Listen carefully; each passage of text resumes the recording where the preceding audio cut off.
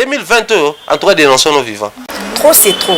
Makam. Vraiment, don et talent, Zambia Pessinga, côté esthétique. Ceux qui ont simbi mutuboye, ceux qui ont massage, abika, ceux qui ont malaria, il y a beaucoup à témoigner. Oh. Ouais. Makam. On a vu un mot, tu as liquide, on a dodi moukier, allez. On a posé justement la simple. On a posé la zone. Makam. Vous avez un problème pour ça. Tache, peau terne. Et l'on a eu deux couleurs. On a teinture, ah ouais, teinture mususu, ah ouais, teinture mususu. Oui, on a eu 100 $. On a eu 100 $. Vous avez 5 séances pendant 2 mois. Makam. D'accord. Après que j'ai fait des teints, on sort, on va plus voir ça, tout sera caché. Oh là là. 2020, en trois dénonçons nos vivants. Trop, c'est trop. Makam.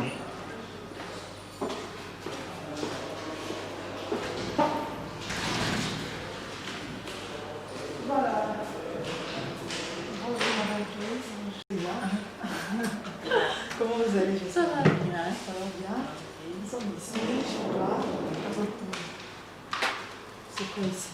Salon de coiffure, salon de beauté. Vous retrouvez tout ici, make-up, coiffure, onglerie, massage, soins de visage, toute épilation, sur des petits transformés. Oh là là. Comme ça va bon. Ah!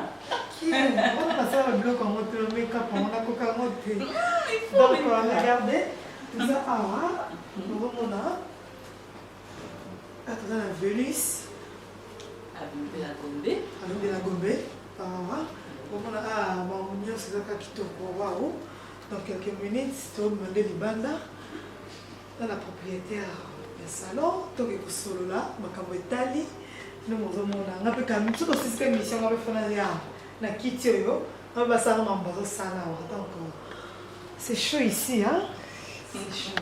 C'est bon, on va cambango, les anka, neti ko ça boy. Les anka neti, la chaka neti nini. Pour nous le maquillage, on va passer na ko karaté. Et là crayon, là un petit crayon, à se dessiner sourcils, na concealer. Donc on va mettre concealer. Oh, on est avec un concealer. D'accord. Après que j'ai fait des teints, on sort, on va plus voir ça, tout sera caché. Oh là là. La même chose aussi cette mission, après, dans le zone de ce soir, tout le monde est le moment de la décoration. Dans le salon, ça ne s'arrête pas seulement ici, il y a un petit peu. C'est la carte qu'on on peut vérifier. Cabine, on a cabine duo. Ok. Nous on a 2 lits, massage en couple, massage entre amis. Oh là là. C'est ça possible. C'est mignon, hein?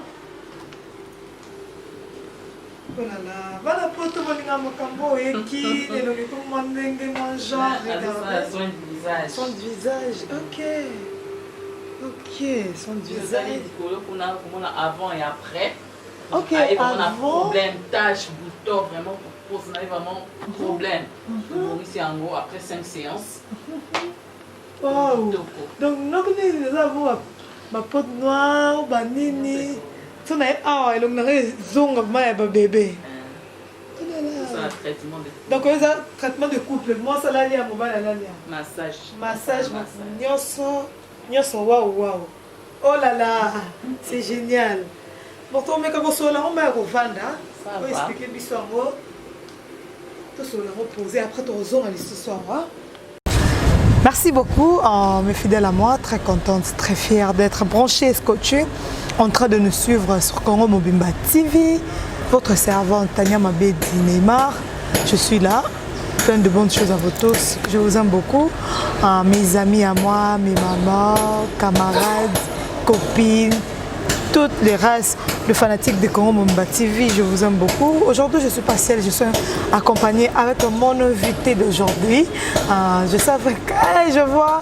Bonjour, monsieur Georges Coach. Bonjour à toi, monsieur Georges Coach. Non, on connaissait directement la monnaie. Oh là là, ça fait trop bien. Nous allons partager une mission à l'élo, Madame Joyce.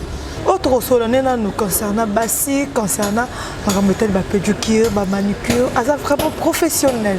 Et on est là quand on mobile, ah, ils ont placé, ils ont Vénus, avec de la Gombe, et si puis bureau. Entreprise mobile et Zalaka, il y a un autre Awana nous tous là. Maman Joyce, bonjour. Bonjour. Ça va? Ça va bien. Quand il y a une bonne émission, c'est l'émission Mingi. Merci. Tu peux te donner maman solo Moukié, il y a une maman Joyce Azanani, maman Joyce Asalaka Nini. Bon, à cause du Nord, je suis Joyce. Joyce. Mais comme on a Aurélie, normalement. Donc Joyce, c'est comme moi. Oui. Ok. On a fait une entreprise, Joyce Spa. Joyce, ok. Ça est propre, hein? Aurélie Spa. Bon. Donc, je suis Madame Banza.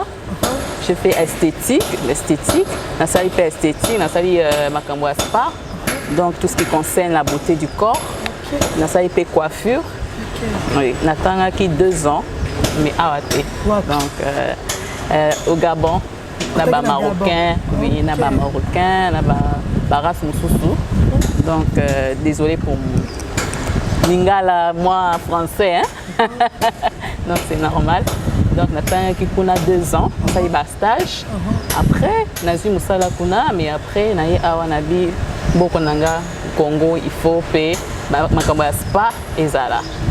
Mamba Spa et Zala, na Gabon, nous sommes 2 ans. Bayamba qui on a les mêmes nyos, papa na o, bamokili batala biso bazo comprendre lingala na ye eza mwandenge avandi mingi na Gabon avandi mingi obika batalo poto. Donc obotame kuna c'est normal mais on est obligé muke ko forcer biso mo lingala wana pour la bateau yo bana congolaise. Bonjour monsieur Patrick Baza. Bonjour. Oeza, enfin madame ya monsieur Patrick, o asali ki le loto sola na madame Aurélie. Madame Aurélie Joyce Spa. Ah bah yamba ki okuna na kati ya Gabon. Ozala ki la bienvenue pe kuna. Oui. Ya ko banda ko sala musala na okuna. Oui. Et les Canadiens ont des aux congolaises, malgré que nous avons nationalité congolaise. Oui, nationalité congolaise, nous avons la nationalité gabonaise, mais double nationalité d'origine congolaise. Donc, c'est ça qui vient, nous avons la preuve de la expérience nyoso, qui kuna. Donc, voilà. Et là, on est pour ça qui est la esthétique, et là, on est tindi ça qui est. Et ça, papa nanga amoni vraiment aspect nanga abio il faut ça la esthétique. Oh.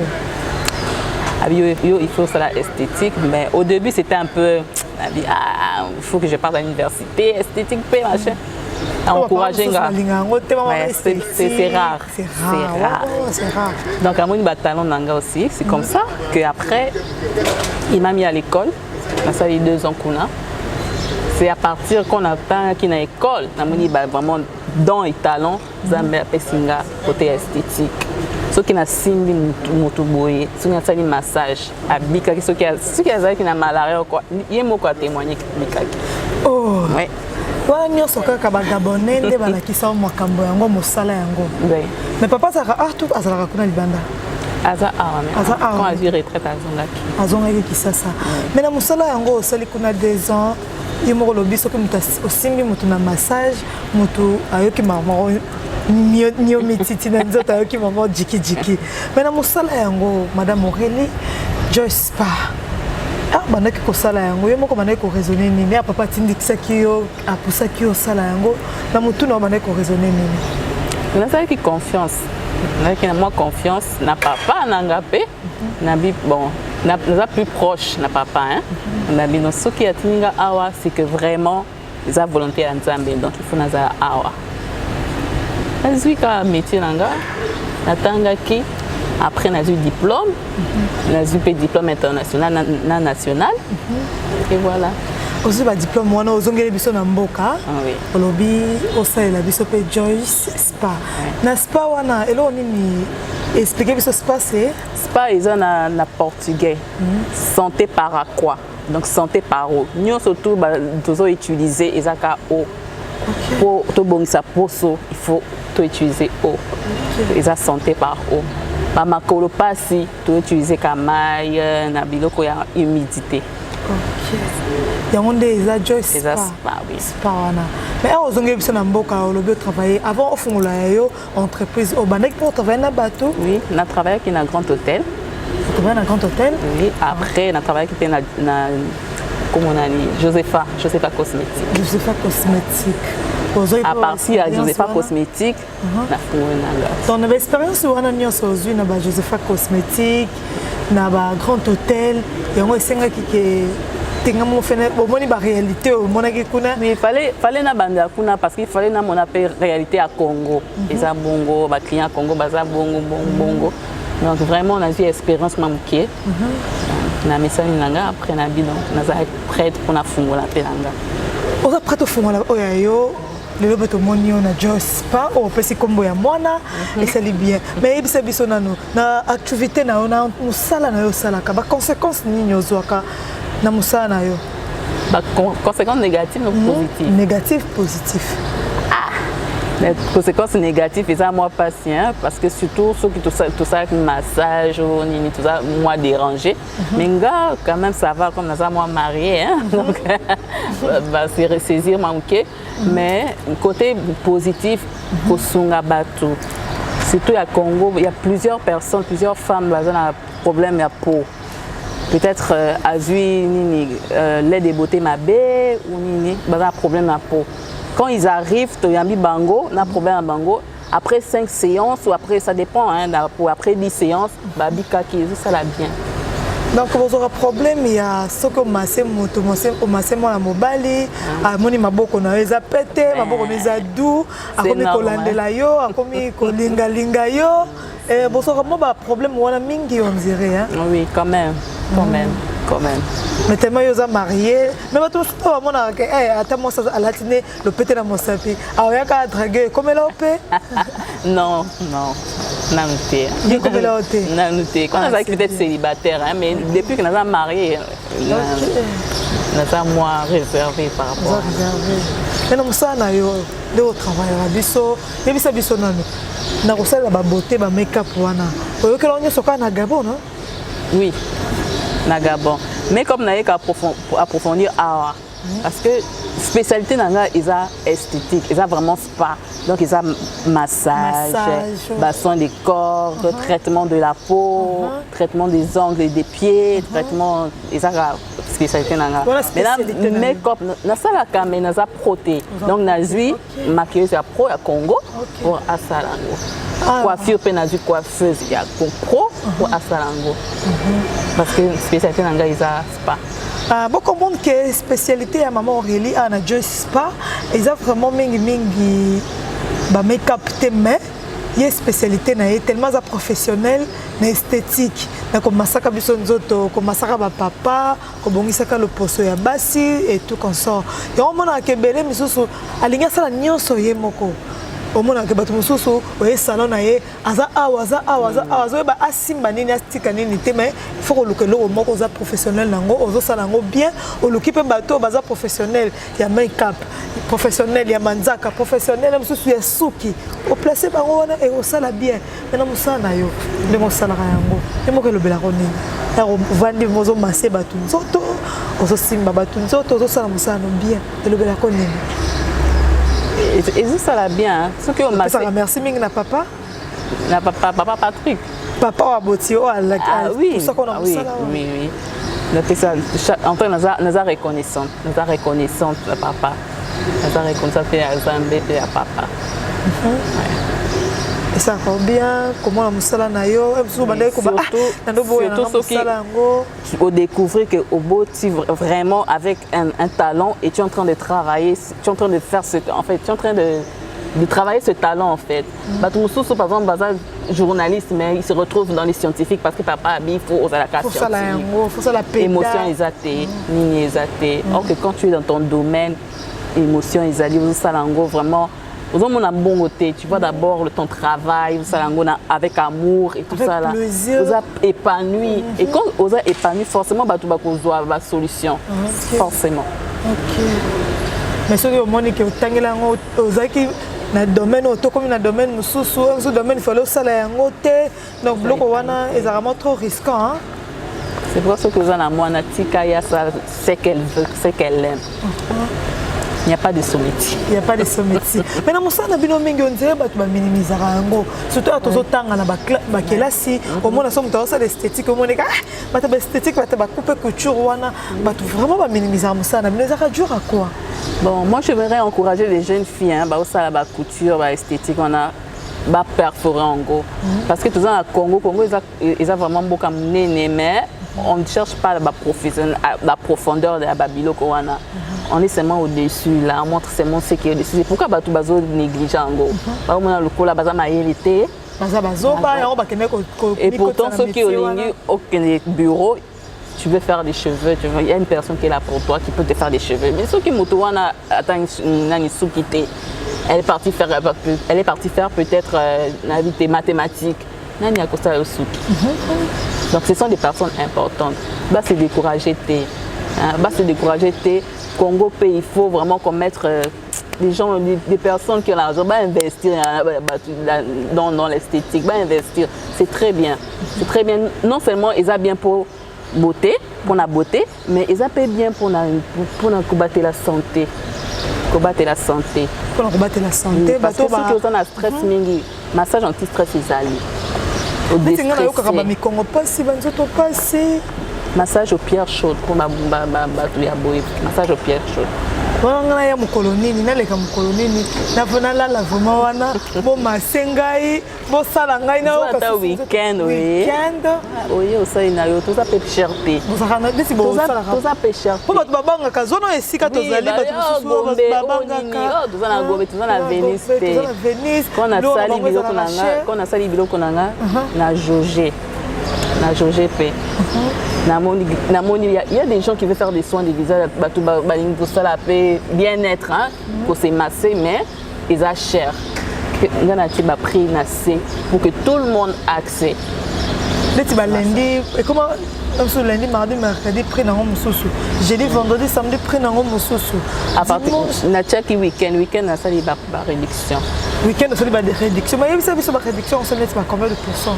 Tout ça, 20%. 20% de réduction. Ce qui est couple, massage couple, 2 personnes, $60. $60. Bon, il y a Motumoko, $40. $40. Voilà, massage, il y a des automobiles. Bah, massage, qui bien. Bon, on est make-up. Make-up, ça dépend. Make-up jour, make-up express, make-up soirée. Et là, à partir à $20. $20. Sous $50. Ok. La cherté. Merci beaucoup. Et ça, cherté, tu as comme malé na kushite. Pour photo zonga liso na kati kuna. To so zonga na kati kuna pour ça ngane tinini pour le on a rappelé ba mona kete ana Joyce Spa. Neymar kota ki bongote abimi ne mususu. Tu vois? Oui, ce que le make-up. Tout ça, make-up soin de visage. Bon, ba trop préférable ce moi qui soit de visage te monter. Mais Maman Joyce, éclaire zonga six makasi. Mais Maman Joyce, na musana obi oza ba réduction. Ezaka musana ba réduction ezaka pour na nini? Pour na kobenda clientèle ou bien ezaka pour na nini? Ça la réduction c'est vrai pour to benda clientèle. Et ça ya solo on va pas se mentir, mais c'est pour aussi que tu peux profiter pour ça lango. Après confinement ils ont passé. Après confinement, tout bazo se plaindre. Bon, ils allaient sauter, tout ça, na ça, il y a méga promo. Si la fin de l'année, ils ont vraiment méga promo. Vous voyez que ça, la manzaka na yo, ko plaqué, na vernis permanent. Bon, permanent, c'est-à-dire pendant 2 mois, on a vernis wana. Ok. Au fouti na yo $15 kaka ya pamba. Pendant 2 mois, on a la même vernis wana et bé baraté. Pour vernis, nous sommes na basala vraiment au tchela biso au moins vernis au tcheboé après 2 jours au moins vernis nzulu ki na manzaka ils a vernis gel vous avez un problème ya pour ça tache peau terne et long na yo ils a 2 couleurs on est teinture ah ils a teinture mususu ah ils a teinture mususu oye na yo na $100 na yo $100 vous avez 5 séances pendant 2 mois tout traiter tout traiter yo tout petit produit, il faut entretenir pour son andaku. Donc vous allez à l'aise, tranquille. Vous allez très à l'aise. Mais pour être basé les vampires, quand on bosse avec Bomoni qui était tout ça la moins réduction pour permettre que nous besoin à ça la $100 au foot $100 au fin de 2 mois. traiter pendant 2 mois. Pendant 2 mois. Ba traiter ko kaka loposo. Ozo bisa ba mama nini o balingaka makambo. Ya loposo o balingaka makambo. Est-ce que vous appelez na ba produit école saka ba manzaka et botaka ba misuni ya manzaka? Toza nango nyonso. Toza pe na traitement ya makolo ezali. Traitement ya makolo bongo ezaka ba combien? Pas bino, $15. Tout ça est pour mais vous avez pris vraiment abordable. Moto alingi asala makambo yango. Abordable. Ce qui est na $30 na yo. Pour ça la manzaka, pour ça la soin du visage au bébé na yo. Mais yo moko komona le poso na ezo ngenga boye, mona le poso moko kitoko na chocolat. On moni ke papa batte ka sepela vraiment. Merci. Yebisa biso nano tozo koma biso na suka poto ke zonga biso na kati kuna bamona ne ba kosala nga makambo yango nde elonge ya 10 ko changer elonge ne mari ko changer oso bisa ba mama nini ba papa nini o balingaka lo poso na bango ezala bien o balingaka po ba koma na ba salon mususu mutako ya boy ba sali elongi mais mutako me elongi ba rude elongi comme mondenge est-ce que pas na bino vraiment besoin ba produit vraiment professionnel que mutaya sali elongi pe bimi normal ezongi kitoko. Oui, j'invite tout le monde. À partir de 18 ans, 18 ans, ti nasuka. Pour 18 ans, parce que 15 ans, nous, comment on dit, batouya cola, donc c'est normal, ceux qui ont bouton et bimini, donc il ne faut pas tout simba. Donc à partir de 18 ans, ti nasuka, tout ça, araponabino. Il faut venir, si tu as des problèmes de peau, des soins, des problèmes de peau, puis là-bas, tampon, on a ça souvent, dans la boko. Tout ça va produire un appareil professionnel paysali. Donc, na benga bango, baya, na bongo na bango. Ce qui a un bon qui na kobo ya pété tout ça congolais tout ça arapo tout ça là-bas. Voilà. Tout ça parce que ça na bon muki olingi o ngengisa loposo na yo neti Glody boy angengisa sous loposo. Glody kobuka na te na $15 na yo $20. Yaka ba maso nzoto. Bolingaka komela kolia nini nzoto c'est important la santé. Faut battre la santé. Oye awa na Joy Spa a rosala yo o sentir yema a rotelemi nzoto komi ngebu nzoto komi mo kitoko et ça la vraiment bien. Madame Aurélie, tozo comment na biso na suka interview ngana yo. Mais bato batala yo bato balingaka po to moni déjà to landelo na Instagram to moni déjà marmonio so ezokende bien to ko forcer les sous to yaka mingi awa et pa na yo bato balingaka marambo ya bapo balingaka marambo belé ba s'abonner encore aux la page Facebook. On a la page Facebook Joy Spa. Au comica Joy Spa comme on a. Vous appelez na Instagram na oka Joy Spa. Vous appelez na Twitter na yo Twitteram sur na bato. Donc vous avez Facebook na Instagram. D'accord, merci beaucoup. Nous sommes déjà arrivés à la fin de cette émission. Pour comprendre que Artos à Venise, avenue de la Gombe, na Joy Spa, à la Katia Venise. Ce qu'on y est au Tunica Joy Spa, les bisous à qui sont entrés, par contre même ti, mais indiqué au place au Romona maman Aurélie, au Sikawapi, Marbonio se social makitoko, nyonso eza bien. La maman Joy stopé sur l'ongonia, comme ça là aux sala, aux motivés encore bana ya basi au balemba bamonaka et na salle esthétique parce que na esthétique kuna bat basekara batu bat bachola batu mais comme on a moi si bonzenga boye moi si mayele moi si courageuse na musala yango et ça rabiso vraiment bien. Félicitations maman. Merci. Merci aux Oebisa, ba Congolais nini, ba Congolais, ba Congolaises, ba Gabonais, ba Gabonaises, partout dans le monde pour si tu as Congo mobimba eza partout bat matala rabiso. Mes sœurs, mes frères, il faut être dans la vie courage. Ils ont courage. Il y a la place pour tout le monde. Il n'y a pas quelqu'un qui est au-dessus de quelqu'un. Je travaille avec des gens mais tous en dingue mon corps. Au consentir que ngana mkolo ya azate na la type tenanga. On travaille. Il faut aimer le travail. À l'aise. Tout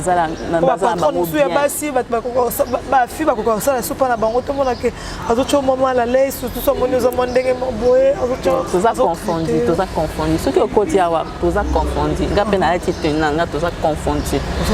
Donc, courage. Il faut tout se battre. Donc, on a encouragé Bango Nyoso.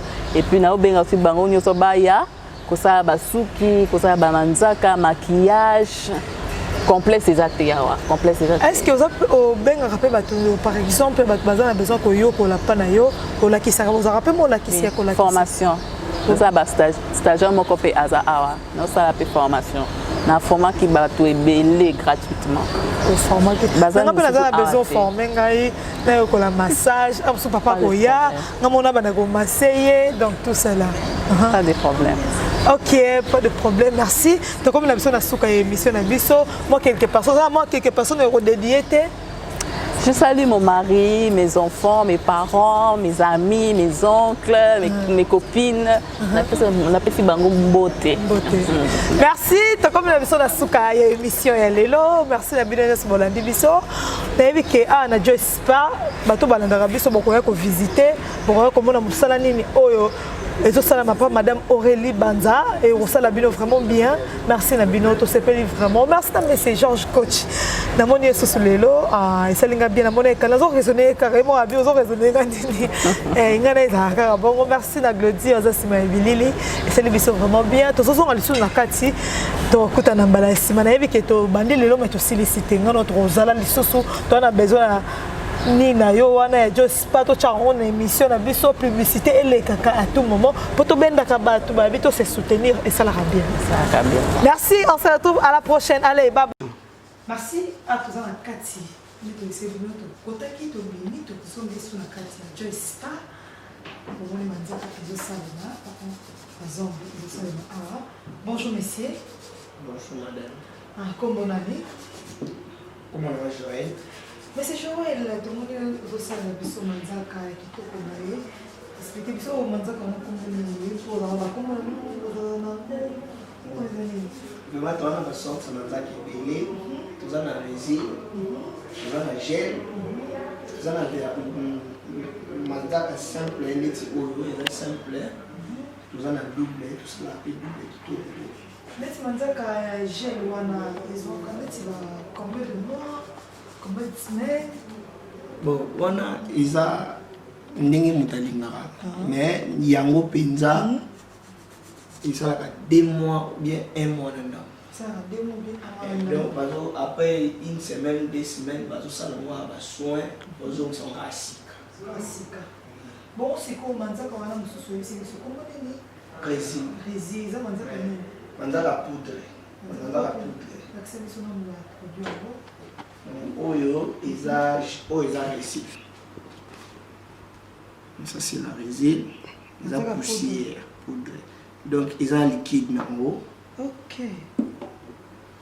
Donc liquide nango yango ce qui n'a vu yango. Na tie na bouchon na zana pinceau na ça.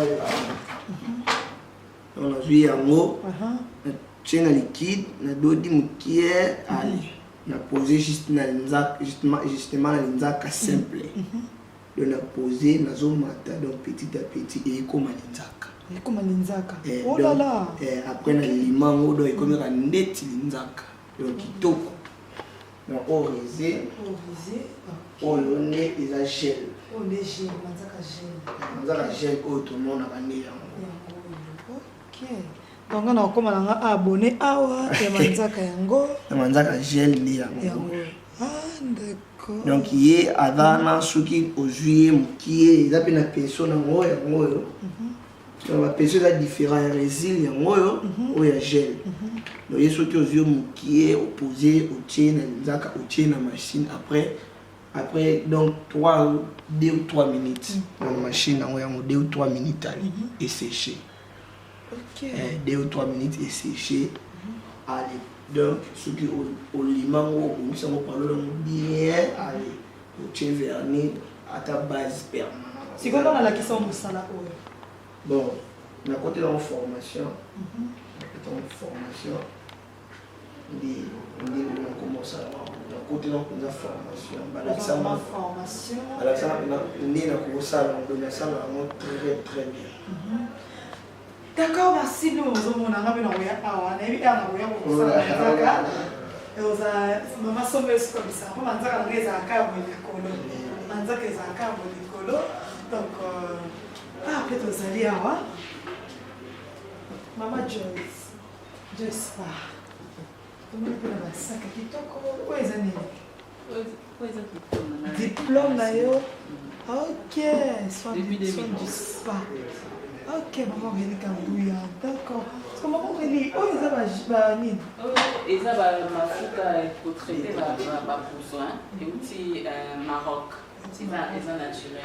Nous avons un citron, huile de curcuma. Curcuma, ils sont très bien pour l'abattage, l'éclat de la peau. Ils ont curcuma. Huile d'argan, ils sont bien pour la peau sec. Surtout dans la peau très sèche. La peau est très sèche. Vous pouvez utiliser en gros. Donc, toujours quelques cafés. Nous autres, t'es à mon pays. Oui. Ok, là, c'est bon, vous avez combien? $15. 15 cacao. Pour ça, l'amour chaque jour, voilà là, voilà chaque soir. Chaque soir, c'est bon. Tu dois bien, après tu fais ça. D'accord? Mais nous avons besoin de cas. Nous avons besoin de cas. Nous avons besoin de manicure, pédicure, spa.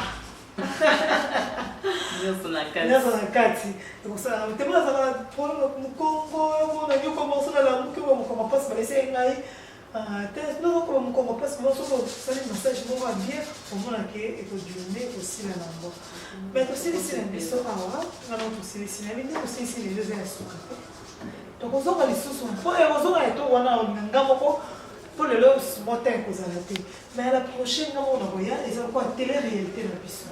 Tu es, tu as filmé, tu as quota, tu as un massage. Comment tu as un commode? Tu as un colobalo, tu as un salade, tu as expliqué un commode. On a fait ça, tu as un salade, on a fait un salade, on a fait un salade, on a fait un visage, on a fait un salade. Ah, vous avez fait vous avez épilation, donc c'est mon uniforme, la petite créantée. La petite créantée. Vous avez la forme d'épilation, ça qui est la petite créantée. Mais que c'est encore non mon forme, bon ça a ma forme, pas battre la nous ça la forme. Vous venez un mois tranquille. Un mois tranquille. Ok. Avant monsieur votre maquille qui est belé vous va très à l'aise. D'accord, tu es que na que c'est comme na yo. Et vraiment vous savez belé. C'est que c'est qu'à épilation, oui. Cette expression vous ça combien? $10. Donc il y a donc ça va toucher aux là seulement. Oh, donc c'est seulement. Donc tu que semaine prochaine là je vais te poser ce soir. Parce que ça va nous sommes dans un deuxième ballement qu'on a temps la bébé pourquoi? La comme maman chic. Merci madame Aurélie Banza pour ce que vous voyez là l'émission la biso on a comment TV abonnez à comment on va s'aider comment on et ça merci beaucoup c'est ça mon beauté ah que là faut comment lingana na eh on va que va gabonais et on va donc mais ça comment les biso donc merci de ces allez bisous bye 2020, en tout cas, dénonçons nos vivants. Trop c'est trop. Makam.